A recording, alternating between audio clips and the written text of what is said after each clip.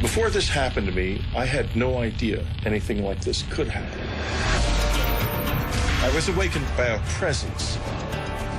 Then I began to see these faces, and I wasn't quite sure what was going on. There was a long, needle. They said they were going to put this into my head, and it scared me to death. I started to live in denial that it was even happening. I said, I want to see. I looked up, and they started to lift me towards this just enormous craft. It was terrifying. And they're doing something to me. It's not something that's in my head at all. It's real. It's happening.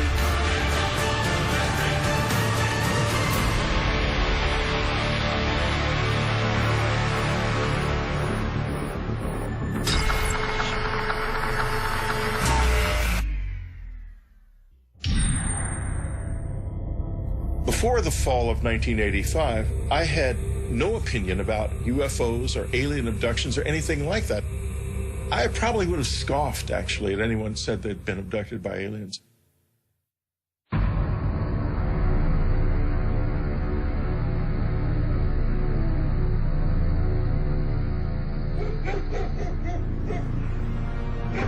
At the time of my first encounter, we had a country house, very isolated. The property butted up against a large state-owned area of 15,000 acres of forest.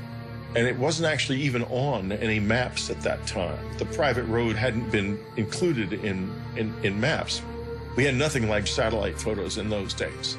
So we were just kind of off the grid. It's great, honey. I love it. Can I? Yes. We had enjoyed a lovely Christmas at our cabin. We'd had a wonderful time. Hey, the weather report says it's gonna snow tomorrow. Hooray! Just as traditionally as you can. And it was just a lovely time. Sure.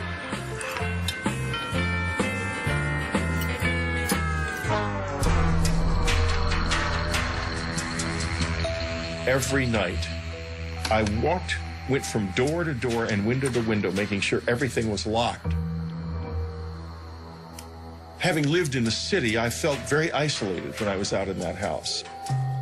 And I began to obsess about there being someone coming into the house at night when we were asleep. I would do that more than once, actually, in a night. I would wake up in the middle of the night and do it again. And I was filled with fear. I did not know really why.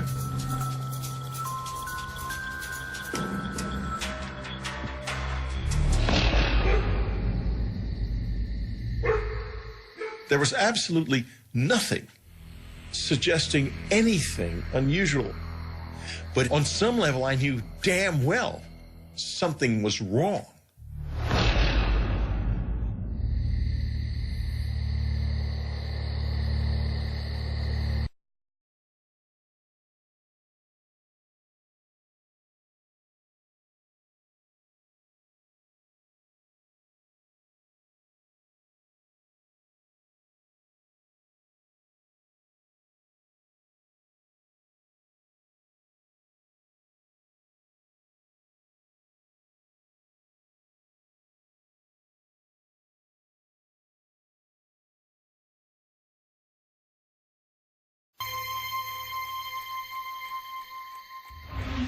I was awakened by a whooshing sound.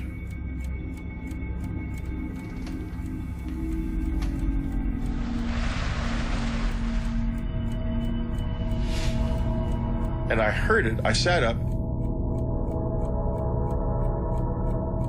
Maybe it crossed my mind that it might be the dishwasher.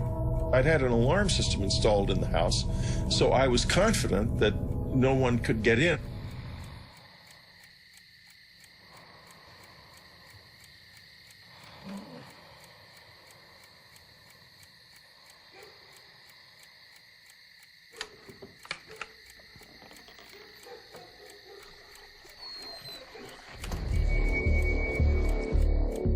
As I woke up, I became immediately aware of a presence.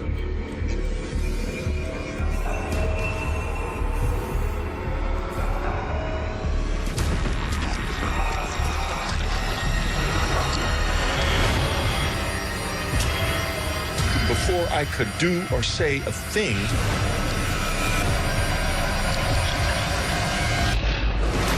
I was gone, I was blacked out. After the blackout, something happened to my body. I didn't feel anything. I could feel my core being, my inner self, but there was nothing happening on the surface. I was like paralyzed and I had lost sensation. Then I remember a feeling like going up in a fast elevator. And I saw the trees whipping past beside me. It happened so fast, I didn't get a chance to gather myself together. And I blacked out again. That's how it started.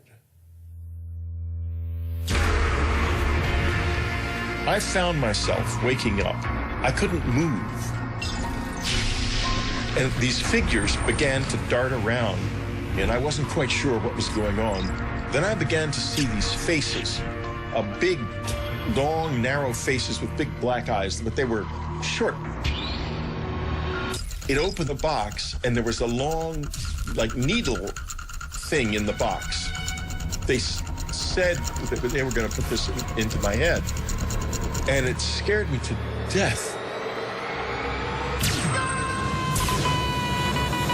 It was devastating.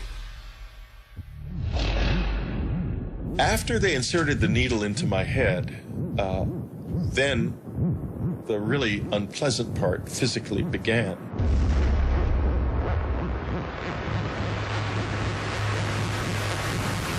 They inserted something into me.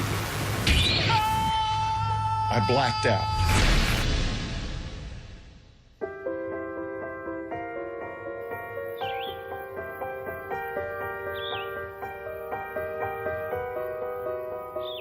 I woke up in the morning confused.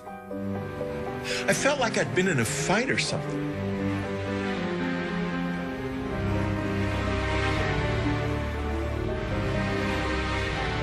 I thought, this can't be true. This is absolutely ridiculous. But it was so vivid. By the time I went to the doctor, I had reconstructed the experience enough to tell him the sequence of events. And he laughed and he said, Whitley, you're telling me you were taken aboard a flying saucer by little men. I thought, my God, I am telling him that. What in the hell could that mean? And he examined me and he said, to be honest with you, Whitley, it looks as if you've been raped.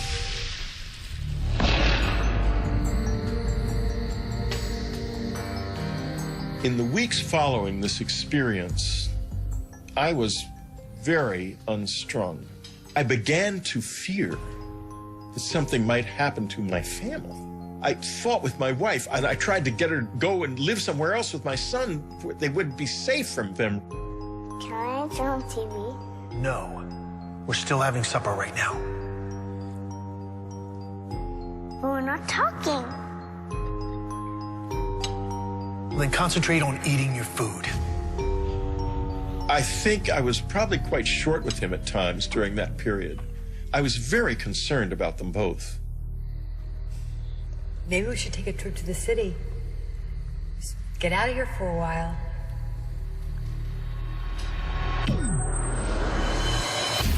At first, when the memories began to return, I just couldn't believe them. I thought that I had been drugged by somebody or been hypnotized and had this experience implanted in my mind. I did not want to believe I'd been abducted by aliens.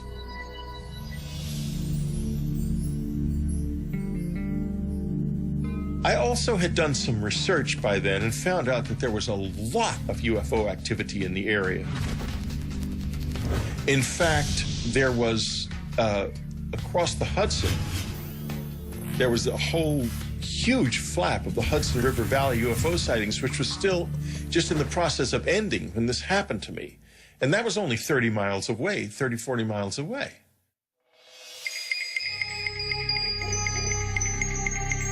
My brother had given me for Christmas a book called Science and the UFOs. In it, I found a description of something that was very similar to what happened to me, and I was shocked. But I still was just scoffing at the idea of alien abduction, because at that point, anything but what might have really happened was what I wanted to grasp on. I wanted it to be something I could understand and handle, but I couldn't stop thinking, what if it's real? I want you to focus on my pencil. I was obsessed with continuing because I wanted answers badly. Barely keep them open. And my life just blew up in my face. Stop it, please, stop it. I had a close encounter of the third kind, for sake.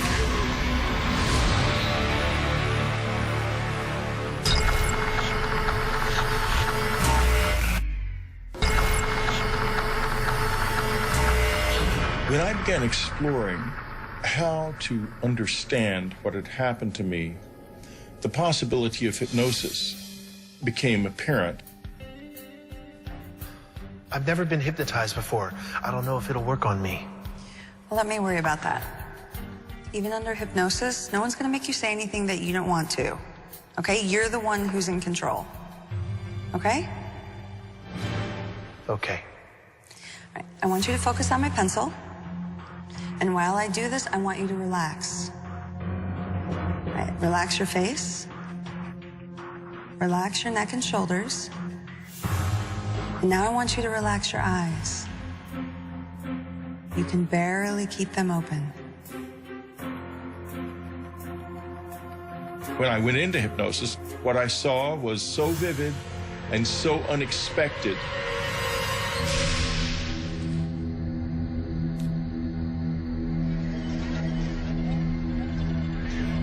Something went past the window. Something went past the window? Something big. Someone else is in the room.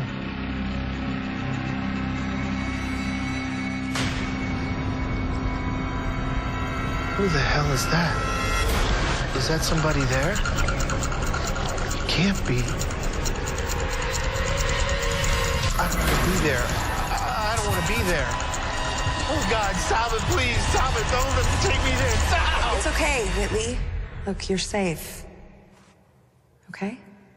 And that was why I was so paranoid and unstrung during the October-November period. But I had no conscious memory of it until it burst unexpectedly out in that hypnosis session. What I saw was so vivid and so unexpected to both of us that I basically think there's no way it wasn't a production of memory, not of imagination. Do you want to stop?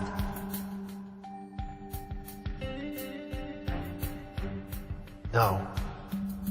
I was obsessed with continuing because I wanted answers badly. I had a close encounter of the third kind. For sake, I can't just ignore this. Okay.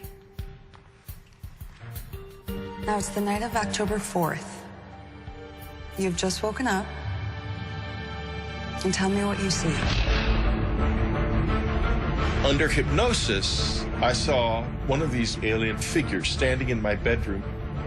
It touched my head with a wand that had an electric fizzle to it. And it flashed terrifying visions. The first one I remember is a vision of my son. Something is happening to him. And I had the impression he was dying or being kidnapped or something at the time, and it was very frightening. The second vision was a vision of my father dying. He died previously of a heart attack. He was already dead. And the sense of sadness I felt was profound. I loved him deeply. There was a third vision involved, an apocalyptic vision, the end of the world, and of everything being destroyed, either in a nuclear war or a natural catastrophe of some kind that looked like a war. I remember the sense of despair and helplessness that it brought me.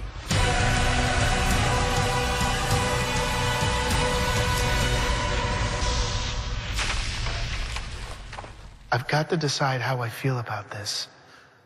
I can't deny it anymore. When I began to gather myself together, I had met by this time other people who had had similar experiences. I began to ask myself, what did they want from me?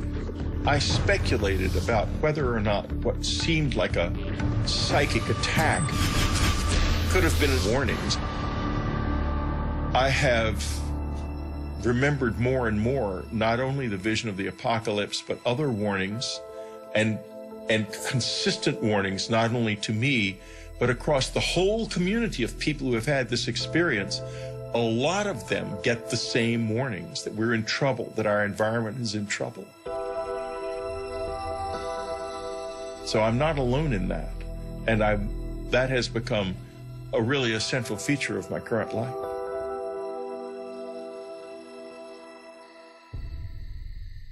In March of 1986, I had what was a seminal moment of change for me in this experience.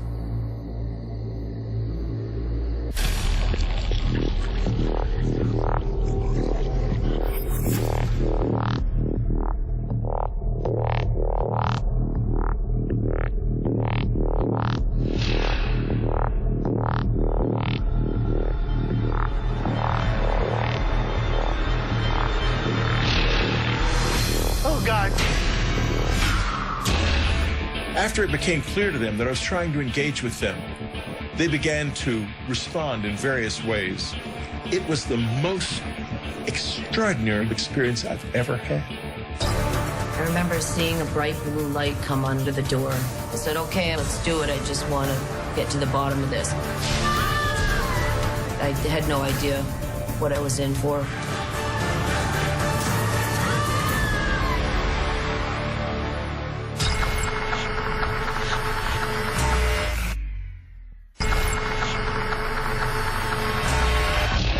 In March of 1986, I had what was a seminal moment of change for me in this experience.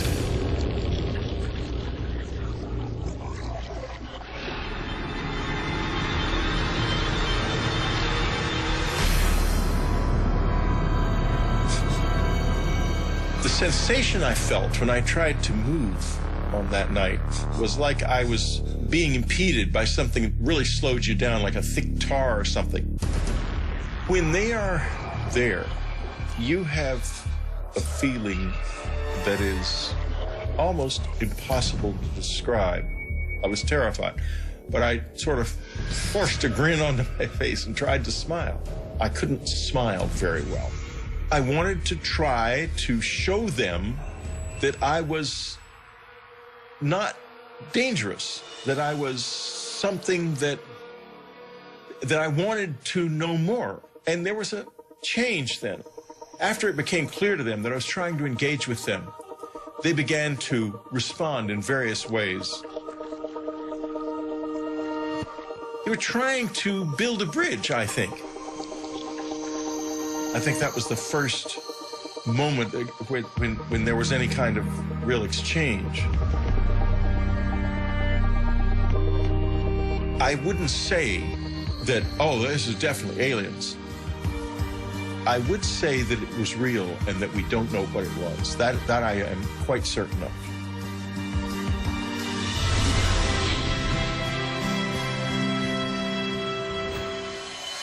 The public reaction to my book Communion was very complex. Literally, as soon as the book was published, letters that week, literally the week of publication, letters started coming. You got more letters.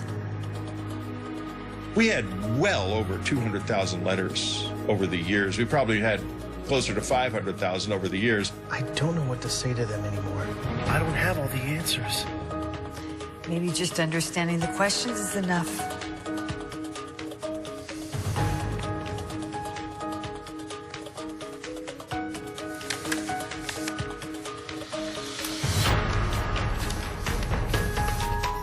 After I began to read them, I realized there's something happening on planet Earth that we do not acknowledge. We don't know what it is. Is it aliens? Is it something to do with us and something about the way we are that we don't yet understand?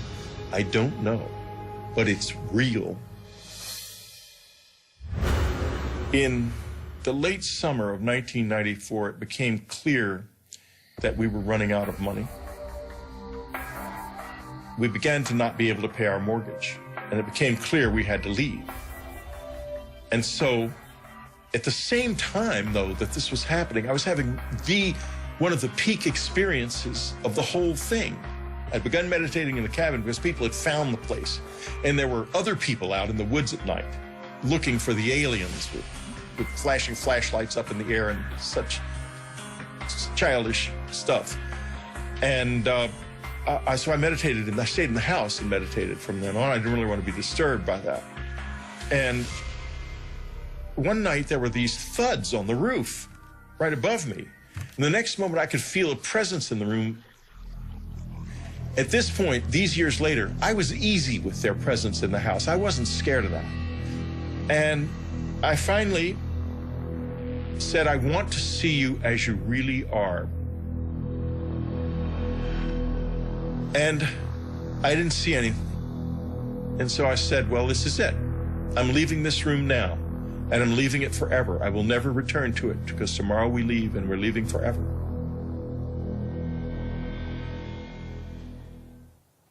And I left the room.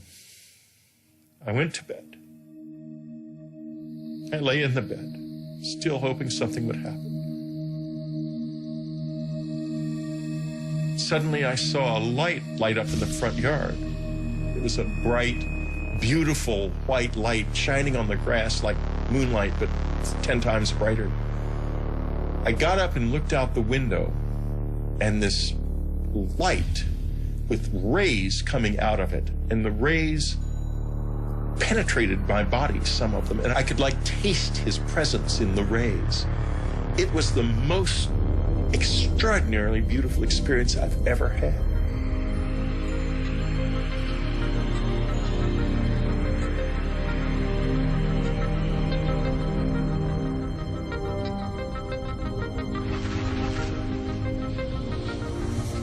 The next morning, we left the cabin, and the experiences have never been like that since then.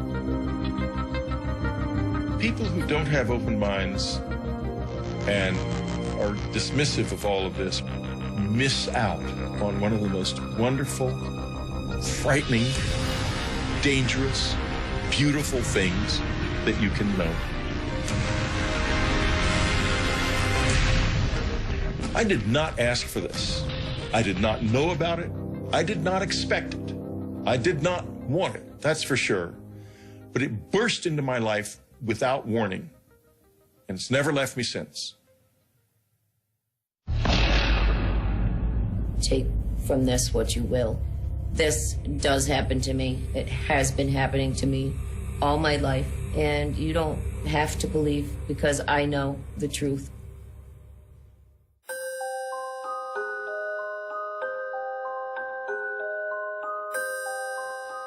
My earliest memories of being abducted by aliens were when I was very young, 5, 6 years old. I was living in Ohio, and it was kind of in the middle of nowhere. Our nearest neighbor was a mile or two away. There was, nothing for miles. I would be in my bed, usually. I would hear voices coming down the hallway. The voices were of my parents, so I got comfortable thinking it was my parents. I remember seeing a bright blue light come under the door, and shadows, actually, of something standing outside the door. And I realized that it was not my parents coming in.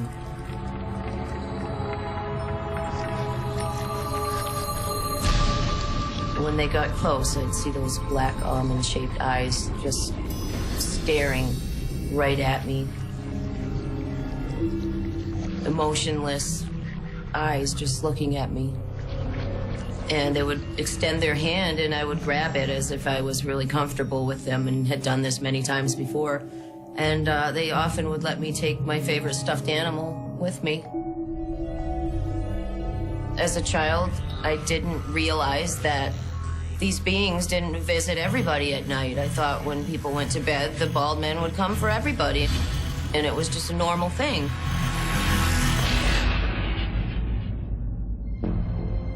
I decided I would, draw them and write down things that I could remember.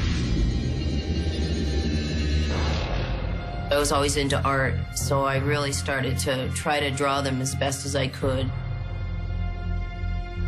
Hey, sweetie. Hi, Mom. What are you drawing? The bald men. What bald men? They're my friends. They come visit me at night. It didn't start to get uncomfortable until I started talking about the bald men to other people, whether it be classmates or family members, and they just said that it's not real, there's no such thing, you're just dreaming. It was very frustrating being told that this wasn't happening when I knew it was.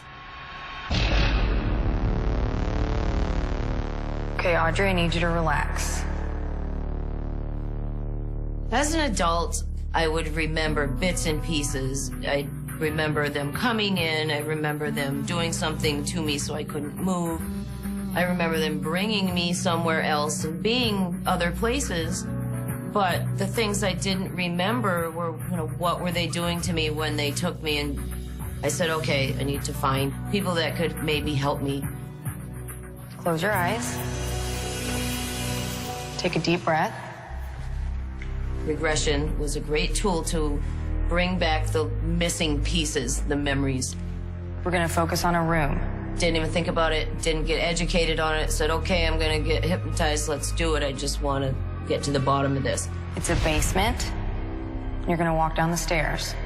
And in the back of my mind, I'm thinking, this isn't gonna work. Those memories are gone. I'm never gonna remember what's happening. I didn't know anything about it. I had no idea what I was in for. 3, 2, 1. Audrey, tell me what you see. Tell me what you see. What you see. My first hypnosis session was the most traumatic experience that I think I've ever had in my life. I wasn't ready, I think, to see what they were doing. I wasn't ready to accept it.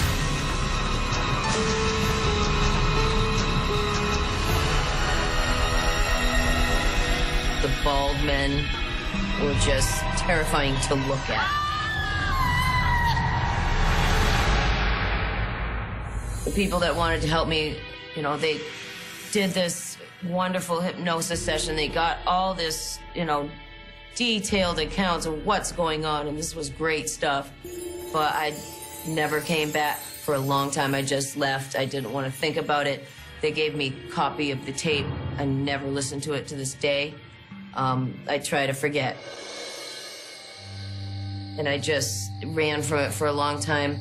I started to live in denial that it was even happening until they came for me. I was just getting ready to go to bed.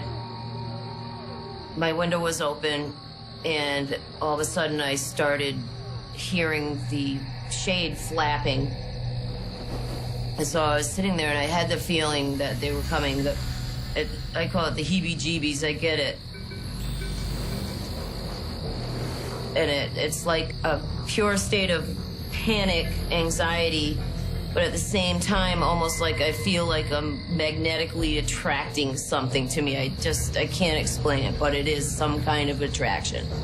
I got under the covers like I had as a child for so many years, thinking that would help. And I don't know, something kind of snapped inside me, and I said, I want to see what's coming and what has been coming for me for so long. So I didn't hide under my covers this time. And as I sat there waiting, after the wind came the lights and the humming sound.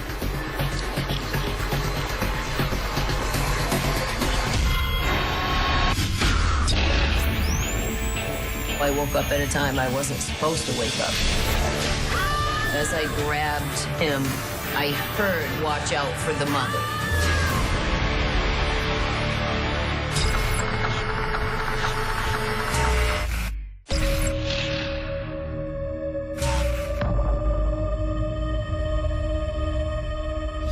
Once the light came into my window, I knew that it wouldn't be long.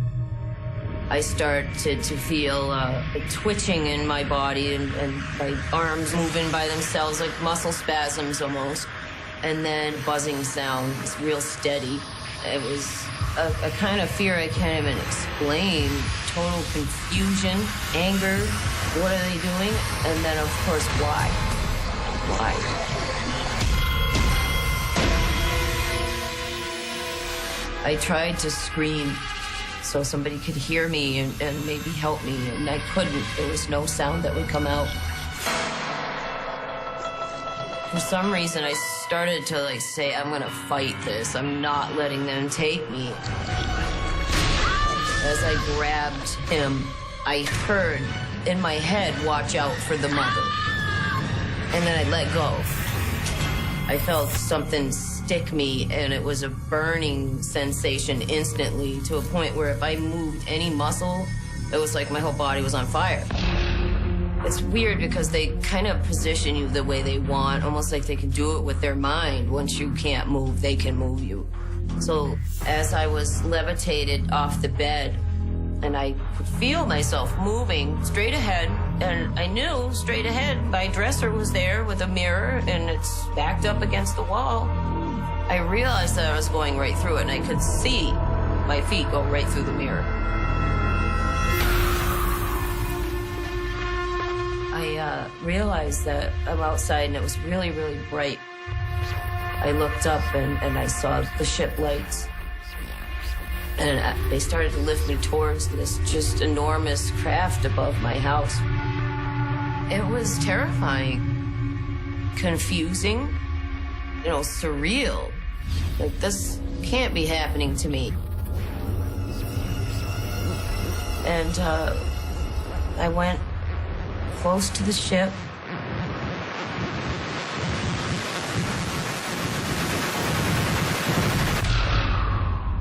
And that was the last thing I remember. And then I just blacked out.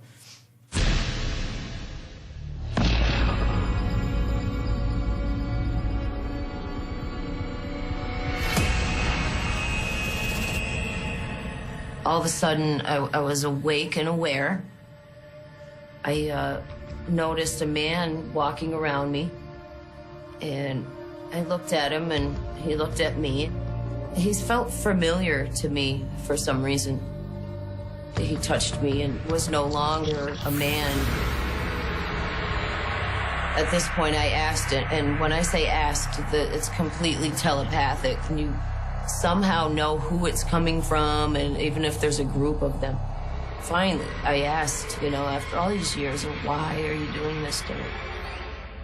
And he said that they were working on altering my DNA. When he was talking to me, he actually cared.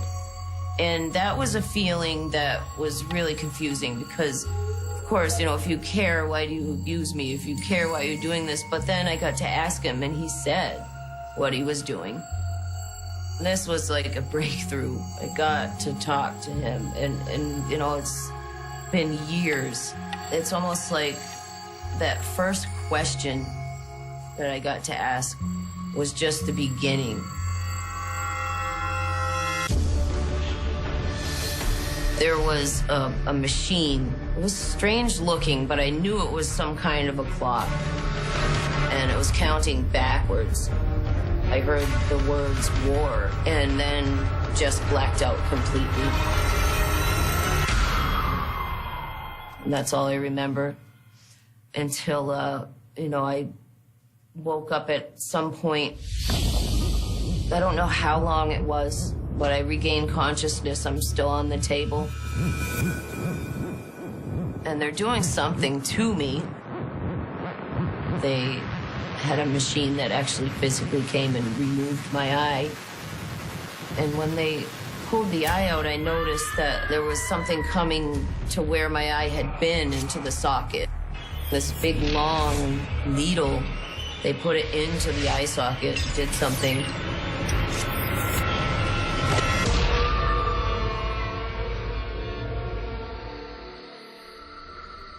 The next thing I recall after seeing my eye getting removed was just being back in my room.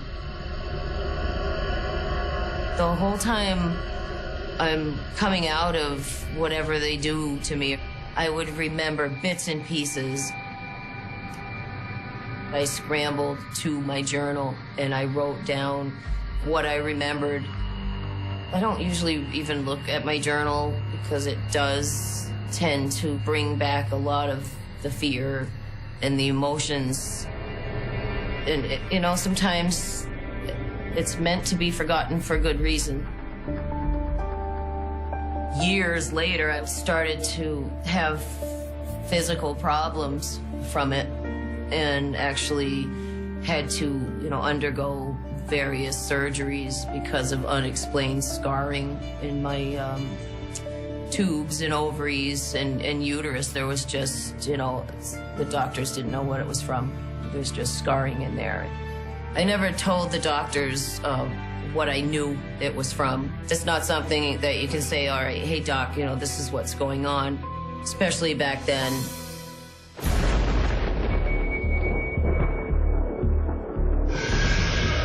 I had this time in my life where it just kept happening and happening and happening, and it really picked up for a couple years.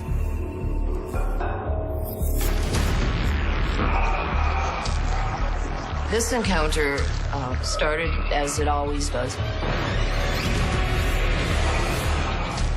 When I woke up, there was one of the Greys standing at the foot of my bed, and I saw him there, and then just blacked out completely.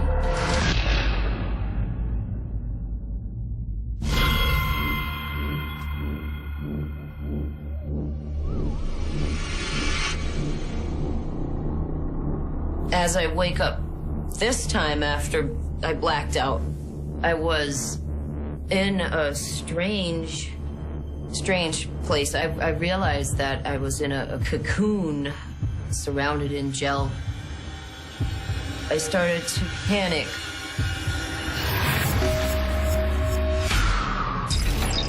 One of the Greys realized I was awake, hurried over to me. I remember seeing a needle coming at me, and it was a fear I can't even explain.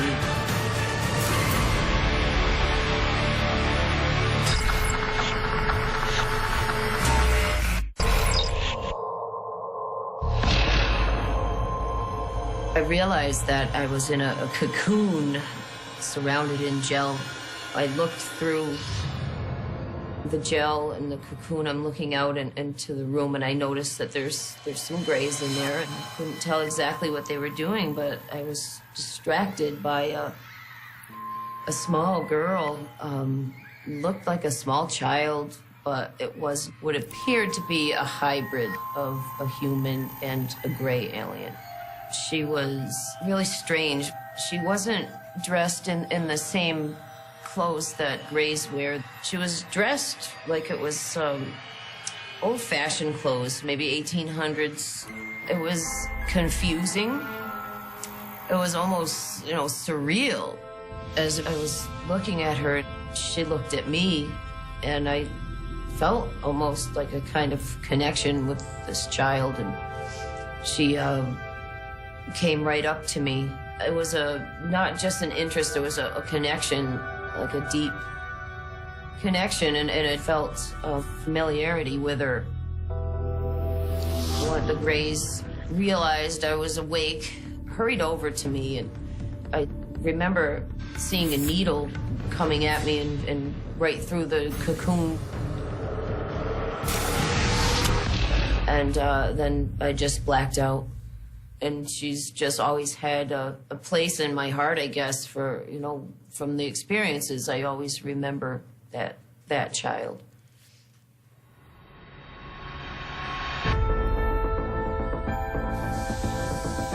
It's like they're preparing us for something that's going to happen in the future to mankind. It's a preparation of sort.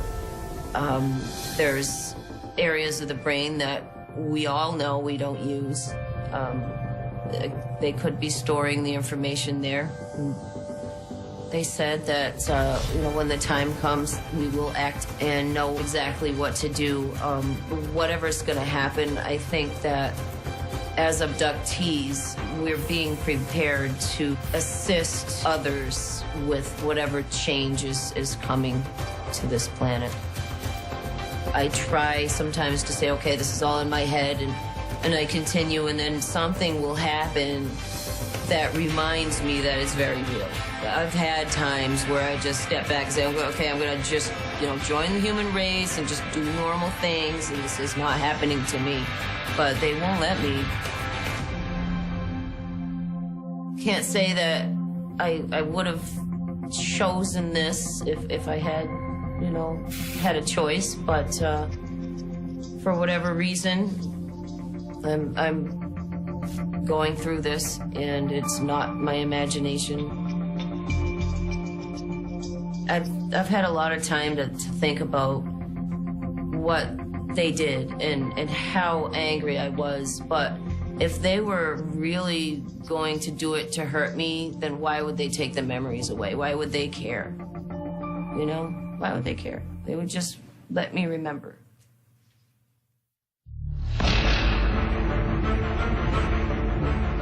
I think